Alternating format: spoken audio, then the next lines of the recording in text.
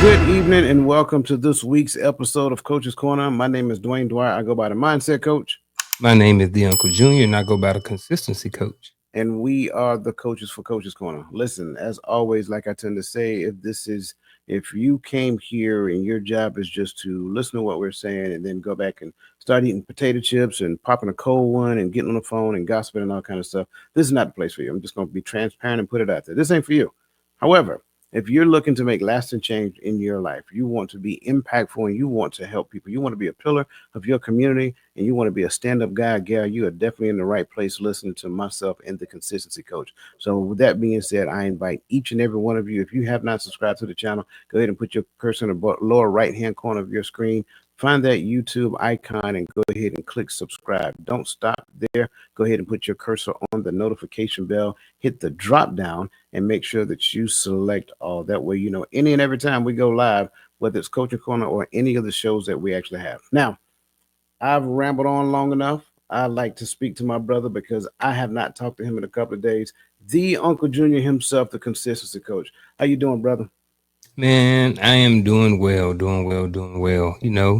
Had some days off, enjoyed them. It's always good to have a couple of days off and then enjoy some time at home. We Yeah, were talking earlier backstage, talking about how much, a lot of people like to go away and do things. And, it seems like, we are under a different mindset that we've worked hard. You know what I mean? We bought to purchase the home, and now, that's where we want to hang out at. You yeah. know what I mean? So um that was cool. And then I was thinking about, when the show came on and the interest came on, it started making me thinking about Shell. Sometimes I'll be out here or I'll be editing a video or something, and she'll come by and she'll start like humming the intro and stuff like that. And it's like it's funny. And it made me think about it like when it first came on, it automatically made me think about her. So shout out to Shell tonight. But other than that, man, what's going on with you? How's life over in the wonderful state of GA. Hey man, first before I get into that, I'm gonna tell you why I'm laughing so hard because I find myself doing that too. Yeah, you do. Yeah. It's the most. Listen, I'm not gonna lie. It's the most Hmm. annoying sound coming out of my mouth when I do it. Yeah. I'm sure hers sound 10 times better than mine. But yeah, man, I do little silly stuff like that. All is well, man. All is well. I enjoyed, of course, not too long ago. We had the Thanksgiving holiday, and I enjoyed spending time with family. Um, but I'll be honest with you, I'll be excited to get back home. You know what I'm saying? It's not that I'm trying to get away from them. It's just that I like sleeping in my own bed these days. Yeah. And so shout out to everybody who got the opportunity to spend time with their loved ones during Thanksgiving break. And here we go. We're full steam ahead heading into the Christmas holiday break, right? And so a little snippet about me, right? I don't necessarily, and just being transparent, it's not trying to change anybody or influence anybody or tell anybody they're wrong. I don't necessarily do the holiday, but I love spending time with family, right? But I love watching Christmas movies. I don't know what it Yeah. is, man. I just like watching Christmas movies. I know they're fake, I know they're fictional, and at the end of the day, but I just enjoy watching them. And so, for people who know me, every year I watch the Die Hard series The Die because Hard series.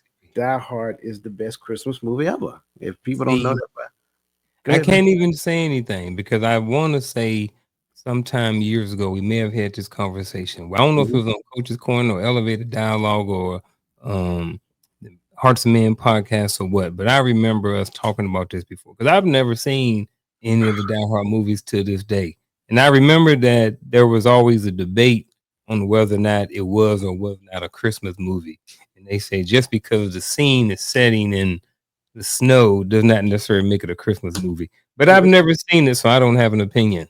so two things. It's not a Mm-hmm. debate. It's not a Not debate. a debate. You just have Okay. the informed and you have the ignorant. That's and the second thing, right? It's Yeah. not snow that makes it a Christmas movie. It Uh-huh. actually takes place during Christmas time. Okay. When you so when you got to go back and watch, you got to watch the movie, man. And it got Bruce Mm-hmm. Willis in it, young Bruce Willis, right? So yeah, it's good. It's good. So I mean, I went through all that just to say how I think for me this is obviously my favorite time of year Mm-hmm. because people are genuinely nicer. things of that nature. Plus, it's also my birthday month, so I look forward to that as well. Not that I'm Yeah. going to no big party or whatever. So, don't people in the chat don't start asking me what a party at. It's not going to be no party. I'm just going to thank God for allowing me to live to see another year. Well, I'm going to say this. I will my birthday month too. Um, and there's going to not be a party this year. I'm going to be 49. However, there will be one next year. I'm just letting you know. Give Next that's year, when I turn 50, there will be a shindig. I'm saying here right now, Coach, you are invited. all right. All right, I Please got it. come down. It's Hey, going to be hey, an all day event. It's going to be all catered day. all day, brother. Ooh, hey, I got to start taking my vitamins now. Yeah. Then we're gonna bring it in. We're gonna All right. eat good. We're gonna have fun. We're gonna have a theme, birthday theme. Yep. So I'm Okay. gonna do it up for my 50th. My sister turned 50 last year. Okay. She had a big old nice shindig, and we said it's five of us every year. Then our birthdays are back to back to back to back. The next four of us. So I'll be 50 this year. One of my sisters will be 50. No, I'll be 50 next year. Next year, another sister be 50. The year after that, another sister be 50. Oh Year wow. after that, a brother will be 50. So for the next start next year, 4 years in a row, one of us, me and one of my siblings, going to turn 50. So That's what I'm talking so about. every year, the next person got to do it up. But one of my sisters already talking about she having a destination wedding. So, she don't want. I guess she trying to keep certain people in the family from coming, and that's all I'm gonna say about that. Okay, I'm confused, but that's all right. We can talk If you about have a that. destination wedding in Jamaica, everybody ain't gonna come. Oh, okay, okay. I got you. I got you. Especially if I've you ain't got never no heard. money. I've never heard of a destination wedding, so I was going to Not ask. wedding, a destination birthday. I'm sorry, I Okay, okay. apologize. No, no, you good. You Destination good. birthday. I never heard of Yeah, that one either, 50th but birthday. I think I just figured it out. Yeah. Yeah, Okay, because I got if you have a destination birthday, everybody ain't gonna come because everybody ain't gonna have no money. you. Everybody can't So come you're right. gonna automatically exclude certain people in your family on purpose, or maybe not. Sweet, sweet. All right. All right. Very well. I get it. I get it. Automatic filter. There you go. I guess. Man, we ain't talking nothing about the show, man. You know what? Sometimes it's okay for us to get acquainted. Yeah. I think they're okay with that. I think they like it. Think Listen, so. speaking of that, I want to make sure that I give a shout out to the most livest chat in social media. Again, I want you guys to understand how much we appreciate you. We value you. Your presence. I just want to make sure I'm saying this clear and out loud. And if you didn't hear from anybody else today, you're going to hear it from me because I know I said this before, but I'm going to keep saying it. Your presence is a functional part of the show. The words that you put in the chat, the questions that you ask, the information that you provide during the conversation is value added, and we greatly appreciate it. So if you did not know, you know now. We greatly appreciate your presence. We greatly appreciate the words that you send. We greatly and listen. Last but not least, we greatly appreciate your support. Your support um, I will be honest with you. It empowers me. It gives me energy. It makes me look forward to being able to get here and have these conversations. Plus, I kind of like this fella right here. So that just sweetens the pot. You know what I'm saying? That helps. That helps. Yeah, that helps. That helps. I mean, the great guy, great conversationalist, awesome personality, just all around good person. So the combination of between, um, the combination between being able to talk to him and we talk to you guys, that's what make Coach's Corner what it really is. So thank you guys for being here every week. And again, by all means, make sure that you put your questions and your thoughts and your perspectives in the chat because we look forward to hearing it. Is there anything else you want to kind of go through, my friend, or you want to just kind of get this party started? I want to get the party started because, um, when you said the one habit you must break down, you said some other thing right after that. So I'm really interested to see where this conversation is going. And if you read the private chat, I am all right. So yeah, let's roll with it. It's I'm gonna be interested, man. I'm trying to see where I'm interested. Let's do it. Have you ever found yourself in a conversation and quickly escalated into a conflict? whether at home or in the workplace. It's a common experience that many of us face in our personal and professional relationships. The way we communicate can profoundly impact our connections with others, shaping the dynamics of our interactions and influencing the overall atmosphere of our relationships. In both personal and business contexts, the habit we develop can either strengthen our bonds or create barriers. For instance, a leader who becomes defensive in response to feedback may inadvertently stifle open communication, leading to a culture of fear and avoidance among team members. Similarly, in personal relationships, defensiveness or withdrawal can create misunderstandings and resentment. Understanding and breaking these limiting habits is crucial for fostering healthier communication and building stronger relationships. By identifying our triggers and implementing proactive strategies, we can transform our interactions and create an environment where everyone feels heard and valued. So let's explore how we can create the cycle, how we can break the cycle of limiting habits, not just in our personal lives, but also in our professional environments, ultimately leading to a more productive and fulfilling relationships in all aspects of life. I want to kind of get this party started. You know how we do. We tend to baseline things to make sure that we create a more profound and holistic understanding across the entire spectrum of not just the platform, but also the digisphere as well. So I want to kind of make sure everybody have a clear understanding because you heard me say it as I was reading the introduction just now and getting everybody warmed up for the conversation that we are going to have. And everybody heard me use the term limiting habits. So, Garfield, the Uncle Junior himself, what is meant by limiting habits? Man, I don't know. But I tell you what I'm going to do. I am going to try to take a stab at this based off of the two words, right? So limiting means something that holds you back or something that keeps you from progressing. All right. And then the habit is something that we do on a regular basis, like brushing our teeth, right? Taking a shower. These are habits for most people. Get up in the morning, you wash your face, you brush your teeth. Some people, hopefully everybody in the chat brush their teeth. Um, so I think if you doing, I think if I look at a habit like brushing our teeth, that is something that would be in my best interest. I don't have gum disease, gingivitis, keep my breath from stinking. There are some positive things that come into having a habit like brushing my teeth. Yeah. Now, a limiting habit seems like something that I have that's a habit, but that is limiting or holding me back or keeping me from progressing.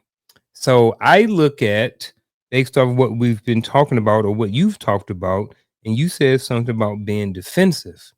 I see that being defensive could be a limiting habit because being defensive while you're trying to communicate can shift the entire conversation totally different way, and it keeps you from getting um, your desired results. So I think that it's a habit that people have that limits them from some sort of progression. Or I would just say it's a habit they have that limits. What do you think? I like it. I Hey, like there we it. go. I like it. And for all of our people who have PhDs in Google, I know they already went out there and Googled it, which is perfectly fine. I'm all about that. Research it on your own and figure it Yep, out, right? absolutely.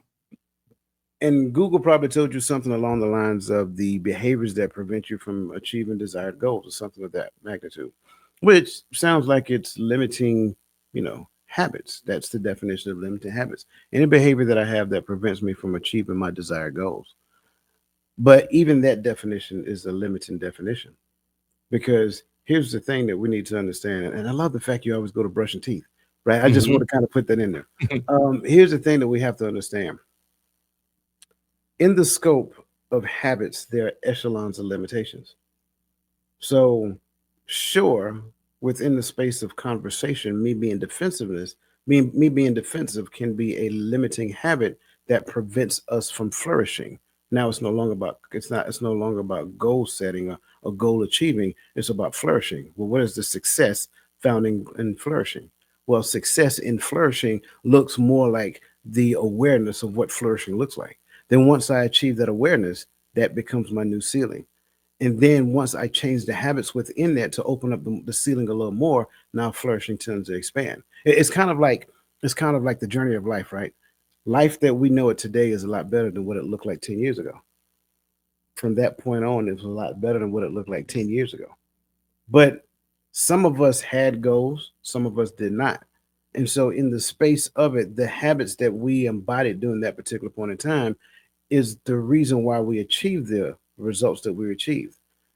But then now, when you look at us today, like, yeah, all is well. I don't necessarily have a lot of problems. I don't really have a drama. I don't have a drama free. I don't have a drama filled life.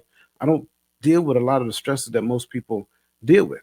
What do you have like a projection of what you want to achieve moving forward in the next 5, 10 years? Absolutely.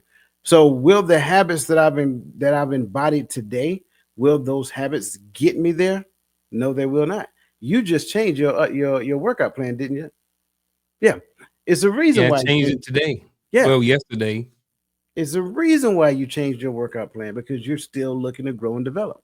So, limiting habits is any behavior that I possess that prevents me from flourishing. But we have to analyze behavior every step of the way because any behavior that I have at this particular point in time can open up the door for something new.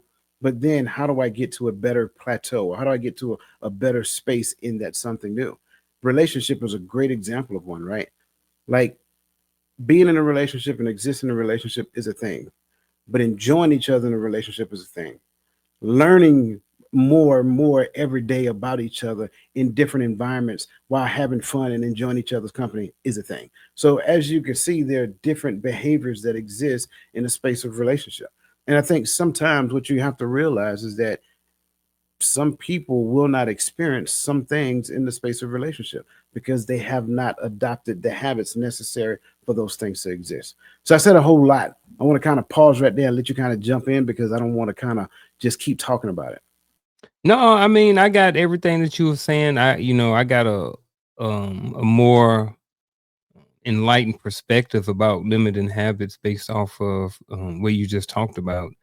Even the Google one, like I said, and that's why, like when you was talking about expanding, and that's kind of where I left it at. Um, I kept it short. I added some things and then I took it off. Anything that a habit that you have that prevents. You know what I mean? But whatever you put in after prevents could be a number of different things. So I think it's broad, but I feel like, or I think that at some point I think we're gonna start narrowing this thing down a little bit and start, digging into the weeds a little bit. So I'm kind of interested because I think there are people who think they have certain habits, but they may not know or understand that that habit that they have is actually causing them limitations in their life. Absolutely, absolutely. And this is the reason why I said, yeah, the topic, the one habit that you must break, it Mhm. sounds good, but it's going to be a lot of them in there Mhm. because that habit is a limiting habit, whatever that habit is. And it's up for each individual person to kind of scan their own life. What are Mhm. the habits that I possess that prevents me? And I'm going to fill in the blanks because based upon your understanding of the term that I use, that's where the limitation exists. Any behavior that I have that prevents me from flourishing. So now, what does flourishing look like to you? What does flourishing look like to you? What does flourishing look like to you? Right? It's up for them to decide. And I think that's the thing because in my mind, me flourishing simply means that I have achieved what my creator designed me to do. Now, I am learning and growing and understanding and digesting and processing and experiencing and expressing and all of that stuff within the space of that.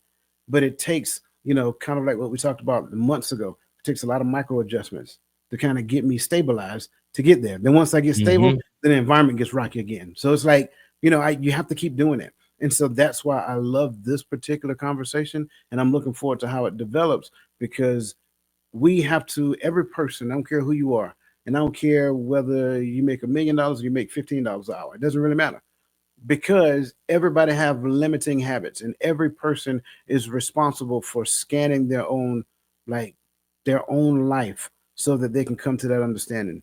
Speaking of which, for us, and as we kind of look at this, I want you to kind of like just consider it. And you can talk for right now or past or whenever. What habitual responses do you find yourself repeating in relationships, whether it's personal or professional? And how do you think they affect your interactions with others? Man, I'm trying to think of it. I'm trying to think of something. This doesn't have to be a negative response, by the way. Hmm. It's just an awareness of habitual habits. Okay, I got one. Here's a habitual response. Um, I love you too. Right? That's a loud one. A lot of times when someone says I love you, we automatically think or expect or feel like that we're supposed to say I love you too. Now either way, regardless of what you think about it, it don't matter. It is what it is. But the answer to this question is something like that. I love you too. Those in relationships, sometimes early on in relationships, sometimes it takes a little bit longer for people to get there to where they say these things.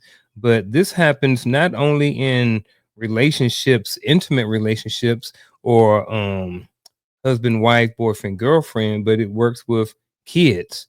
How many times have we said I love you to our son or our child or something like that, and they didn't say it back, or they just be like, uh-huh. Or you text your kid, I love you, and they be like, okay. You know what I mean? Stuff like that. So a habitual response sometimes is I love you. And how do you think it affects your interactions with others?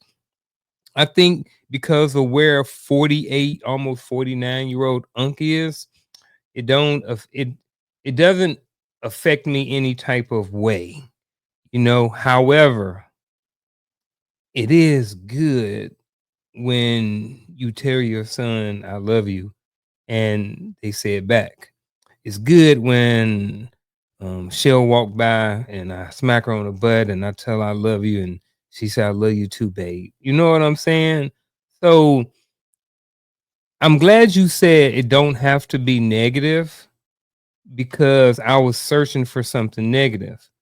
And like you said, like I'm in a good space in my life right now. There's not a lot of negative things. A lot of negative things that I pull from, I'm reaching from past or things that I see or hear other people talk about. Um, but yeah, just saying I love you can mean um it can mean a lot in a relationship. It can mean a lot to someone who don't hear it all the time. And when you say habitual, I also can see the other side of that too. And I ain't gonna stay on this. I'm gonna say it and then I'm gonna move on. But how many times have we heard adults talk about how much they did not get that habitual I love you growing up from their mama or from their daddy? So since we're talking about habits, the non-verbal responses in relationships affect the interactions with the people inside of the relationship as well. Absolutely, absolutely, man. I love that response. Um, because it's funny.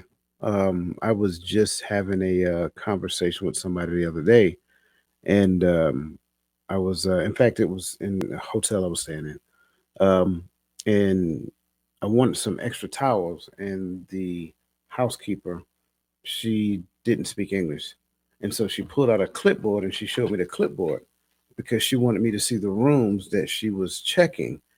And so I looked at it. I said, "My room is not on here." And she said, and like she didn't know what I was saying, or she couldn't help me, whatever the case may be. Cool. So I go out to my truck because I'd already cranked my truck up because it was getting cold this time of year. And so I left my earbuds case inside. So I ran back in to get my earbuds case, and she stopped me and she pointed at another young lady that was in the room. and I guess she is like the housekeeping manager or whatever the case may be.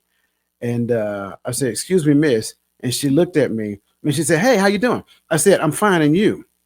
And she got stuck, and I sat there and I waited for her to get unstuck because you asked me your question, I gave you a response. In kind, I returned the same question to you, and I waited for your response. And she realized I wasn't going to move until she gave me a response. The only reason I bring that up because that's the exact same thing I was thinking about in relation to what you said with the "I love you." A lot of times we are conditioned to respond in a particular type of way, and so when we see a person like, "Hey, how you doing?" "I'm fine. How are you?" And it's like you see they don't respond because they're not accustomed to somebody actually responding with a formulated thought pattern that says, "Hey, I need to respond to this person." So I love that because these are the habits that we have. They're programmed, they're injected, and it's like plug and play. Don't worry about the result, just plug and play.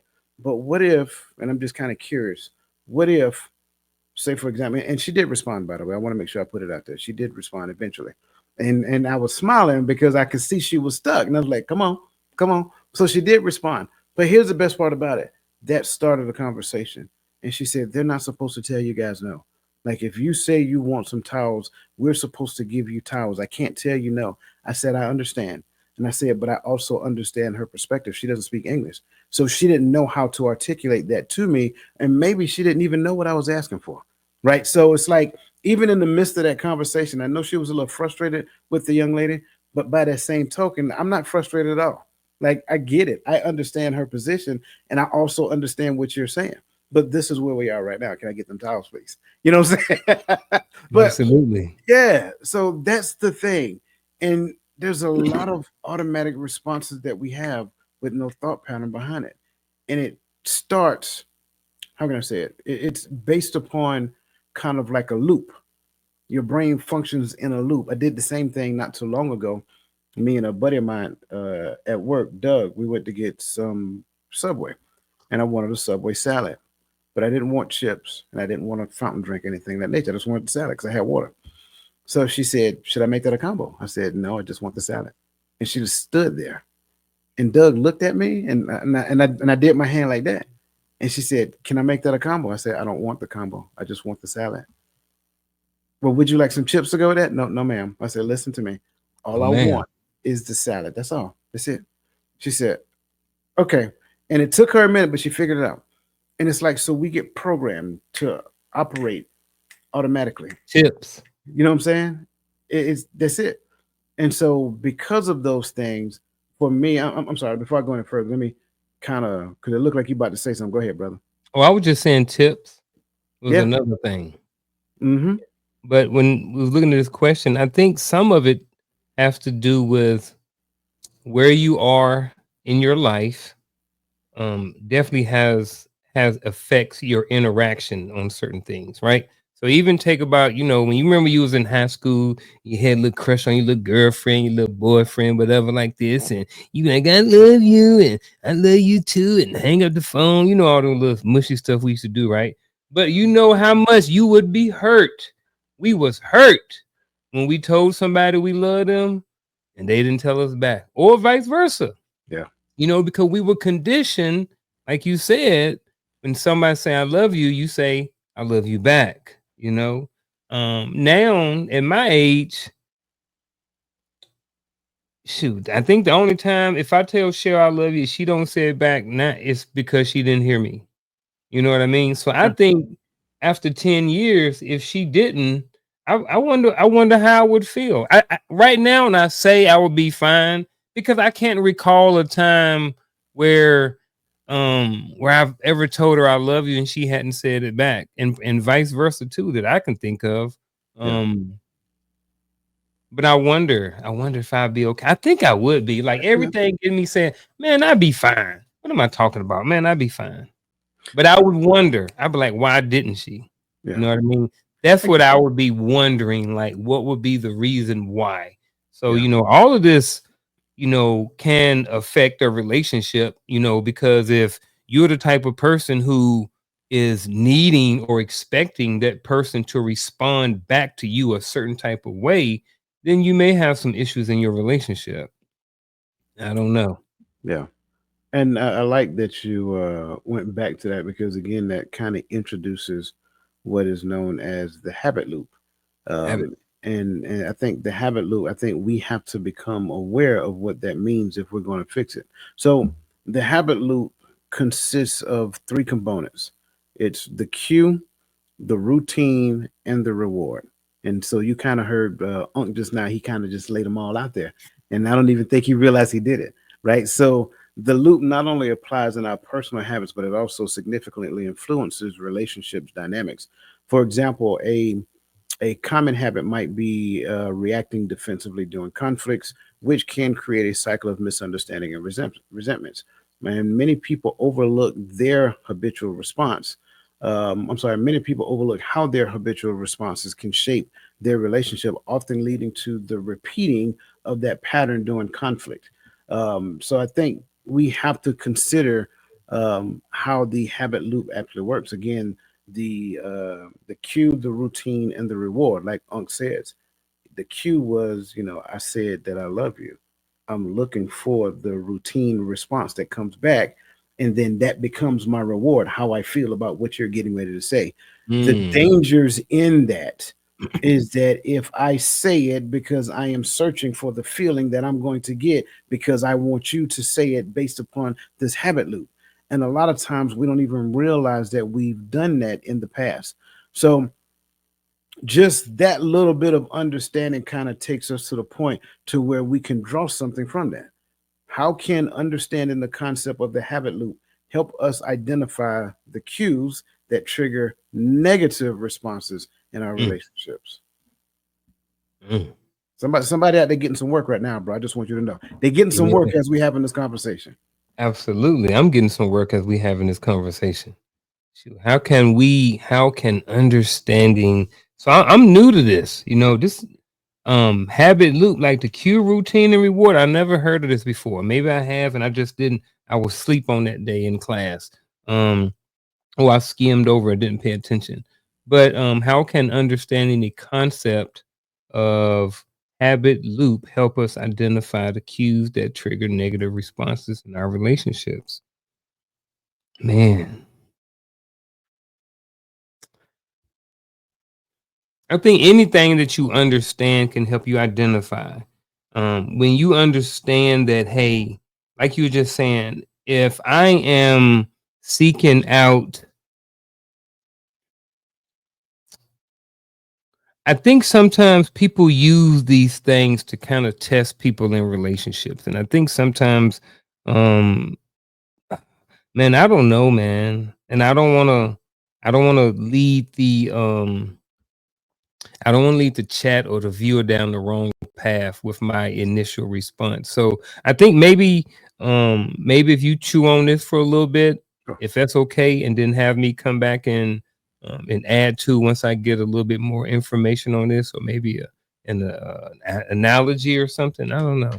Yeah, I'm 'Cause it's coming together, but sure, I'm on the first part, but the second part hadn't came together yet. sure, not a problem. You have three sons, right? Mm-hmm. Yeah, my three sons. I just want to make Yep. sure I put that out there. So my three sons. So when they were kids, they learned a lot about life through their interactions with their environment. And so a lot of things they knew that if they did something, you or mama would respond. Case in point, a child learns very quickly that their crying will trigger a response from you, right? Now, in the beginning, it's crying because something's wrong. After they get beyond that something's wrong stage, it's crying because I want you to give me. It's crying because I want you to give me. It's crying because you're not giving me what I want. So now cry looks different for for learning baby because baby is learning and you're a learning baby at the same time. So learning baby now knows how to influence you with their cry. But then you realize that learning baby is now using the thing that will always get my attention to influence me to do what they want me to do. Therefore, I stop automatically responding to learning baby just like that. So now what you're going through is a kind of like a cue routine reward cycle, but then you keep adjusting the cue or adjusting the routine.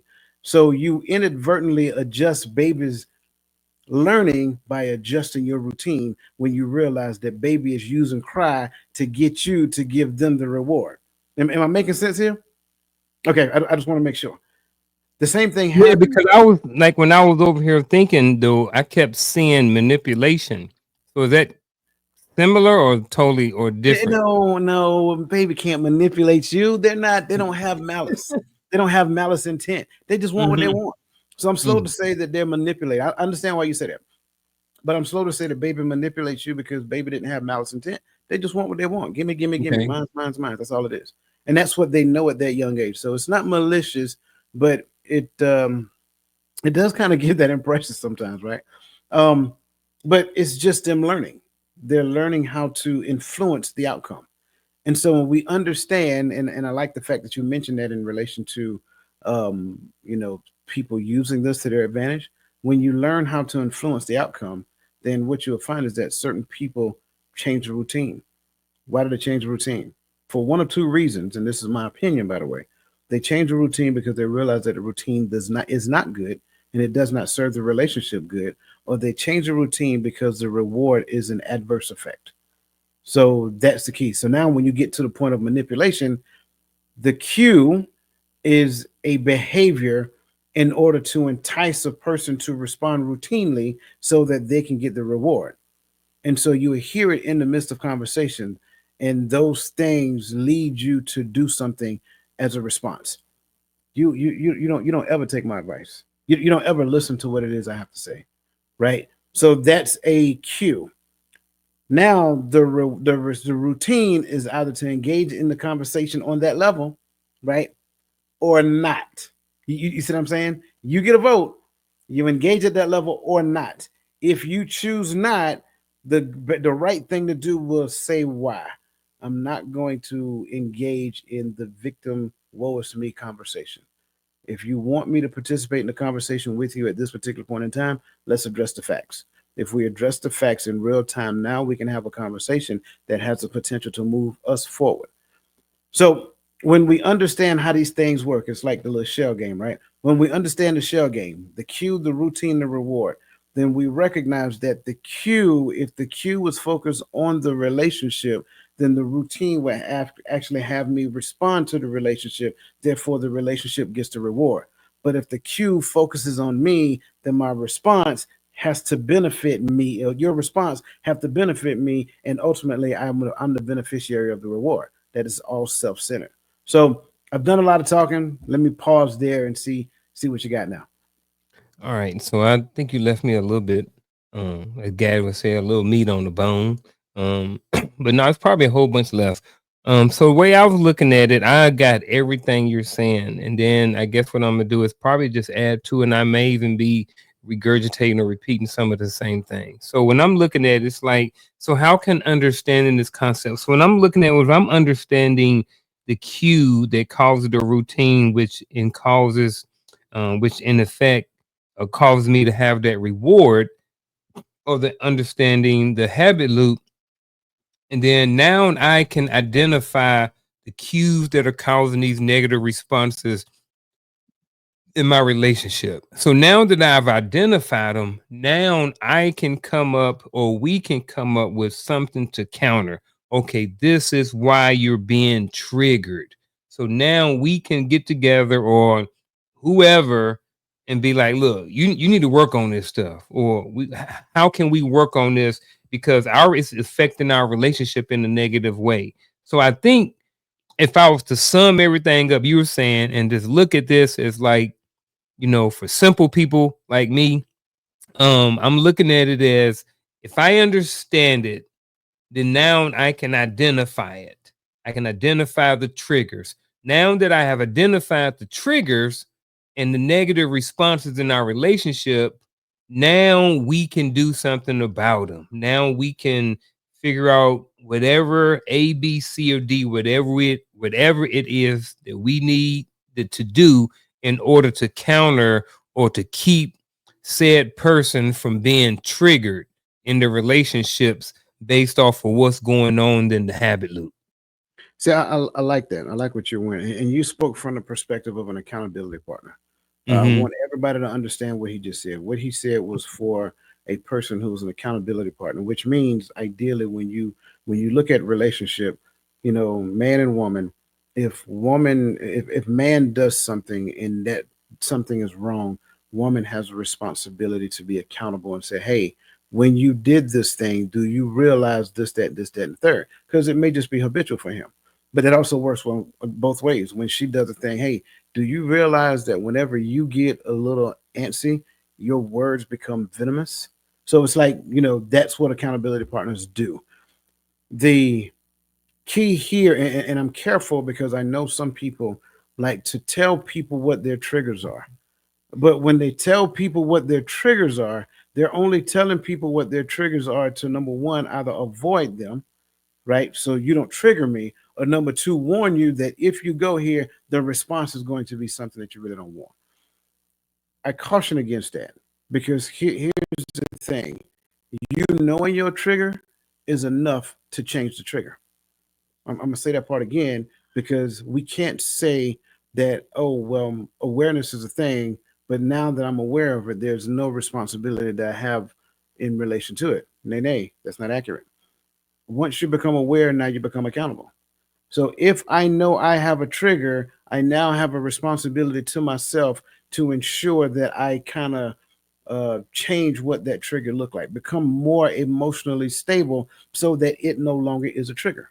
So now, when I look at it from the concept of the habit loop, once I decide and understand the thing that triggers me to do this, I go back, I analyze self, I make the necessary adjustments so that that cue does not have the same effect and get the exact same response. So now, when, you know, let's just say Mr. Martin gets a little heated and he says, you know what, we need to do something different. And I'm just using this as an example. I don't even know if this is accurate, by the way. Yeah. We need to do something different. And so now Shell will say, well, you want to do something different and you do something different. She's like, fair enough. I understand in the past that may have triggered me. However, what do you want to do differently? So now a kinder, gentler, and it doesn't, and that doesn't, I want to say this before I move forward. That does not identify her as being weak. We got to stop thinking like that. That is more strength than you can humanly fathom, right? When you are able to capture something in real time, change and deflect it and mold it into something that you can send back in a softer response, I promise you he comes down. Happens almost instantly. And maybe his response is now, instead of like, we got to do something different. I don't know. You know what I'm saying? He'd be like, Mm-hmm. well, babe, what do you think? What do you think we need to do? And like, I'm fresh out of ideas. What are your thoughts? You see what I'm saying? When we're able to understand these cues, these negative, right, responses, these triggers to negative responses, because remember, this is all about flourishing. Well, if I have a trigger that provokes a negative response, I am making it very I am making it very difficult for the relationship to flourish. If we can make those small micro adjustments incrementally in time, then what we'll find is that our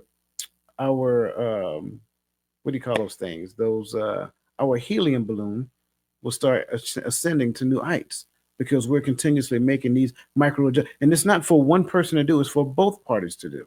That's the beauty of relationship. Each person has their own responsibility in the space of relationship, which means now I got to be open to feedback because I can't hear everything that I can't see everything there to see about me. Like I know what I look like. I've been with me for 50 whole years, but there's some things I can't see. And when Brother Garfield, he said, hey man, let me holler at you for a second. Um, you talk too much. Okay, I got that. I'll scale back. I appreciate you saying that. So with that being said, I've talked too much. And let me pause and see what you got to add to it, man. So I grabbed a lot of that. One of the things that stuck with me was, did you said so when someone has a trigger and they have identified their trigger, then they're aware of it and they have a responsibility. because I don't know how many times I've heard people say, "Don't be triggering me. You know what my trigger is." And I'm just like, people can't, everybody don't know what your trigger is. You can't expect everybody to change or to adjust their lifestyle because you get triggered by something. Again, you are triggered by it. You know you're triggered by it. So if coach is triggered by something, it's not my responsibility to tiptoe around his trigger. That's his trigger. It's his responsibility to work that out. And I think that's one of those habitual habits, those limiting habits that people have. It is not no, it ain't somebody else's responsibility. Cause bruh, people do it. And I see it in relationships. I see it on TikTok. Some of them in jokingly, and some of them I think are serious. But it's like people have come to in their brain the realization that their trigger is someone else's responsibility. You'll see videos go up and they say trigger alert. And I'm just like, "Dang, I get it. I've done some of those before, just being funny. I know it's going to trigger people, but that's a you problem, brother, sister." So when you said that, that really made me think, because I didn't want to gloss over it, because I know for a lot of people, either watching this, not necessarily here, but I know there's somebody who may watch this video, watch this podcast, and be like, triggering is somebody else's responsibility. And I'm just here to tell you that what I think and what I believe, now this is me. I don't believe that your trigger is someone else's responsibility. I And agree. maybe coach think differently. I do not. Without hesitation, I don't. I think so. First and foremost, personal development is each person's responsibility, Yeah. right? We can only offer to be facilitators of, but you have to make the decision within yourself to make the change so that you can experience the other side of what life has and is waiting for you. But at the end of the day, you got to live with the decision that you made. That's the truth. So when we know that I am struggling, I can't. I have a concern. I say it that way as it pertains to regulating my emotions. When you talk about my deceased granddad, I say it that way. If you bring up a conversation, regardless, good, bad, or indifferent, about my deceased granddad, I have an issue with controlling how I feel, and the response is just going to come because I have not done the work in me. Well, how did you know? How would you have known that, just talking about my great granddad would kind of get me triggered? Well, you didn't. And so now, because you didn't know that, you now become the recipient of my uncontrolled rage. And you see what I'm saying? It is the expression of childish behavior. And I want to make sure that I'm saying this. I understand that there are certain aspects of people's lives that they have yet to, like, you haven't opened that room up in years, and you got cobwebs and all kind, but you got to go in there and clean it out. I'm sorry. It's your No one is going to go clean that room out for you. You have to do that, because if you do not, I promise you, you're going to always want to you're going to always want someone else to do the work for you. And that's the key. So this kind of take us to the next point, because um, I think it is very important for us, especially collectively, to have a better understanding of this. And I know that some people are hearing this and like, wait, this actually makes sense. Like I can see that happening in my life. Well, Yeah. I kind of want them. We're gonna use ourselves for a second, and I'll go Uh-oh. first on this one. I'll go first on this one because there have been things that I've been working on for years, and I kind of want to talk about the one thing that I've seen some major strides with, right? So when it comes down to my habitual response in during conflict or stressful situation. Now, there's no secret. Everybody knows that I've been once married for 14 years and divorced.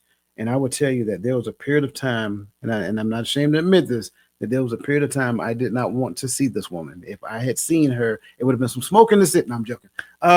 But just being honest, I didn't want to see. I didn't want to be around. I didn't want none of those things.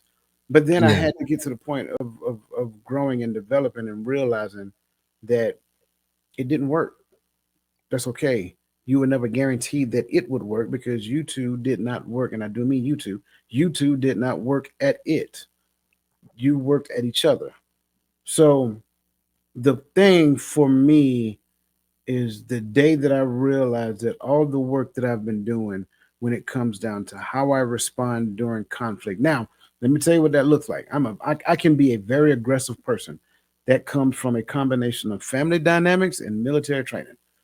If I need be, I'm that person that can elevate the pitch and the tonality of my voice, and it has this bellow that comes along with it, and it may even have this posture that accompanies at the same time.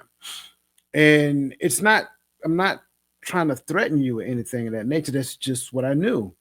And so it took me having to go back and make these adjustments, right? And tighten some screws up here and test it out. And then, it's like you trying to build a race car from scratch. And so you're in the garage and you're doing all this work and all this stuff, and I got to take it out and drive it. And then it's like, yeah, it didn't perform like I wanted to. So I take it back and I do some more work and I go back out and driving it. I did good on the turn, but when I hit the straightaway after the turn, I kind of lost power. So I got to go back to the, and that's what it was like for me. It was like me doing this work. And so what did that equate to? Well, in the beginning, I can tell when I was going there because my temperature would, I can literally feel myself getting hot. My heart rate started racing, things of that nature. And it was like, I couldn't wait for you to stop talking because I got something I need you to hear. That's kind of like where I was. Now, it's like the difference in it now is that I can hear it. And then it's like, okay, this person is where I used to be at. So instead of me responding and giving you, as they would say, the business, it's me listening and then trying to figure out where this is coming from. And so now my response, even though you might be a little up in arms, my response might be of a very normal tone. And I will ask you a question that makes you think about why you're behaving the way that you're behaving. Once I realized that I had the ability to do that, it was like, oh my goodness, it's like the wheels that came off the bus now. You mean to tell me I can build a race car within 24 hours and it actually works? Yeah. You still have to make micro adjustments if you want it to work for the duration, but absolutely. Because life will present you with situations to assure you responded this way, this particular way, this time. But what if this person says something like this over here? What if this person calls you out their name? What if this person calls you the most derogatory thing that you can ever imagine? Will you still have that in you? So that's the thing that I go through in my mind at times. Say, if this was to happen, how would I respond? So it's not me looking to counteract, it's me looking to bring it down so that I can respond in a manner that is potentially fruitful for the development of a relationship. Now I know I got a little long winded, and the reason why I started with the whole ex wife thing because I'm telling you, like when she would call me, I would be on 10 as soon as I answer the phone. What? You know Dang, what I'm saying? But anyway, bro, 10, what you got, man? man. Let me get a sip of tea real quick.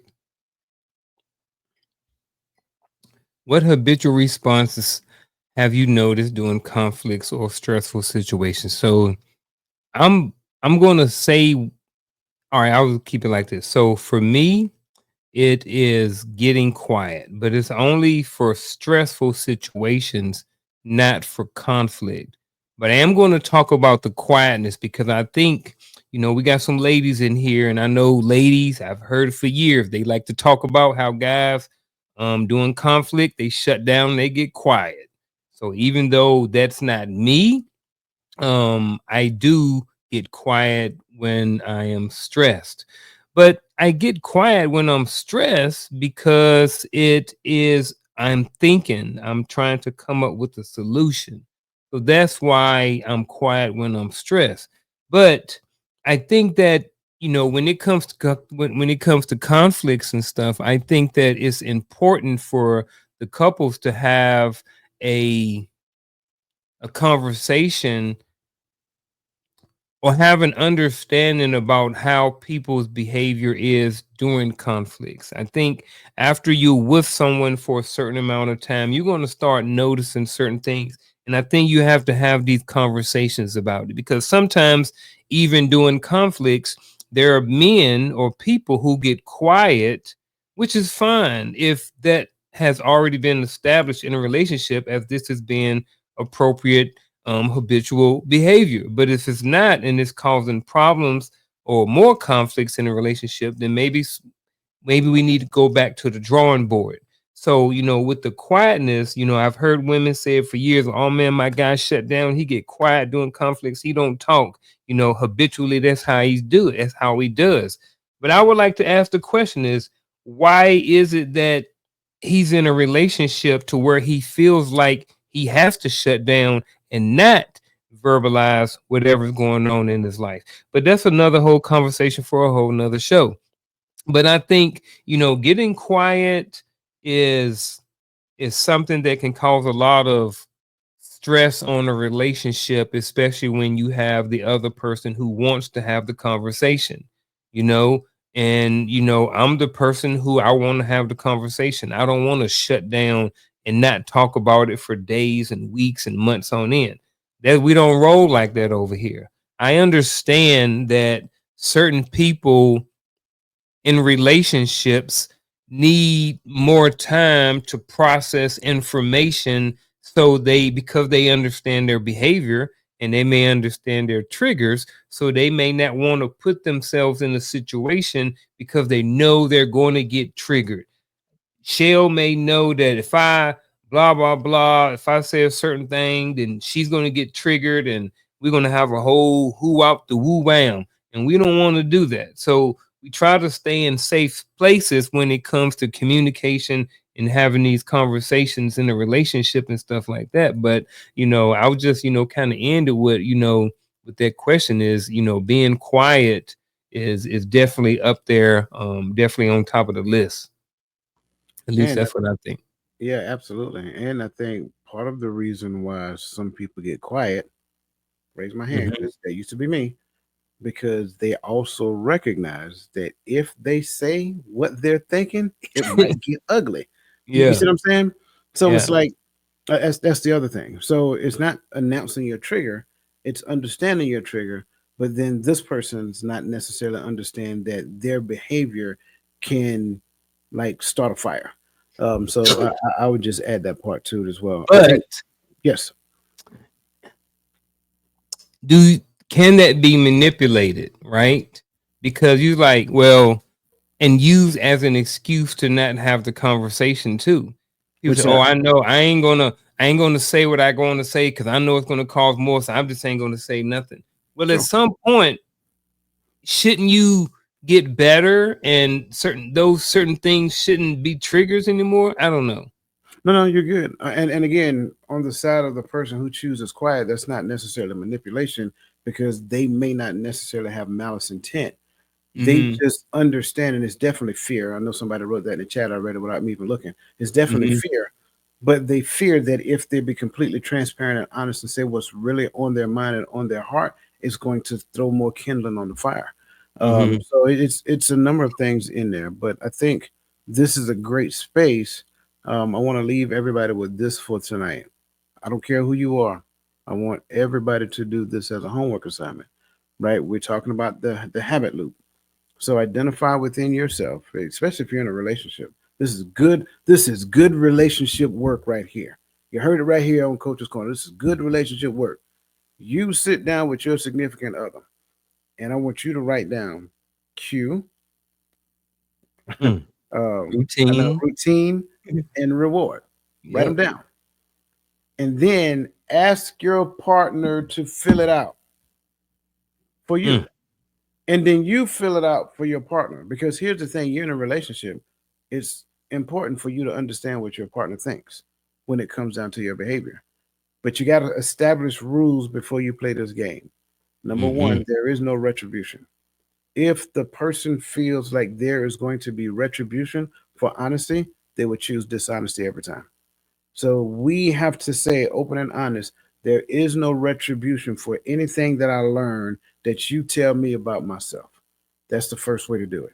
That to me is one of the most effective ways to do it. Now, if you don't necessarily have a person in your life like that, get a close friend, a real good friend, a person who you know will tell you the God, the honest truth, regardless of how you feel about it. Ask them, like y'all play that game with one another because you can learn something about yourself. This is a way to actually start uncovering some of those blind spots that people may have been trying to tell you for years, but you've been ignoring them. Yeah, this is what that is. I think if we can do that, I think if everybody can actually do that, play this game again, write down the cue. What is the routine that generally happens behind that cue, and what the reward becomes?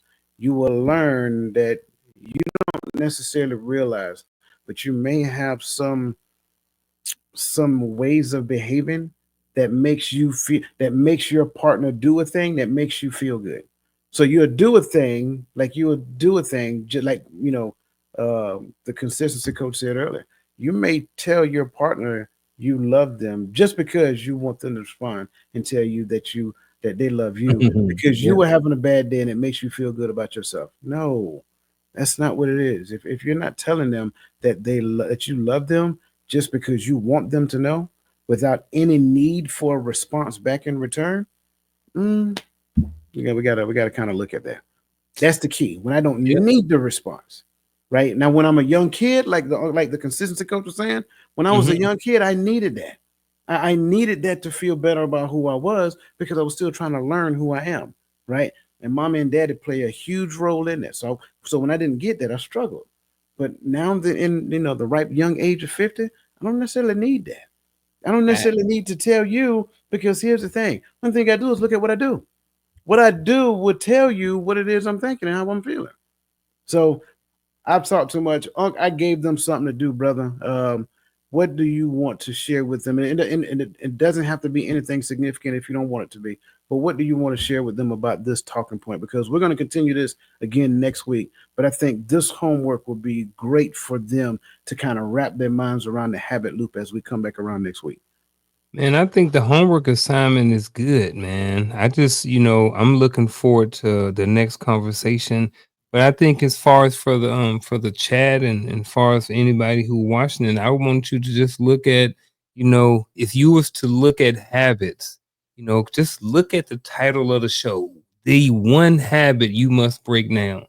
Like Coach said, we're not necessarily here to give you the answer.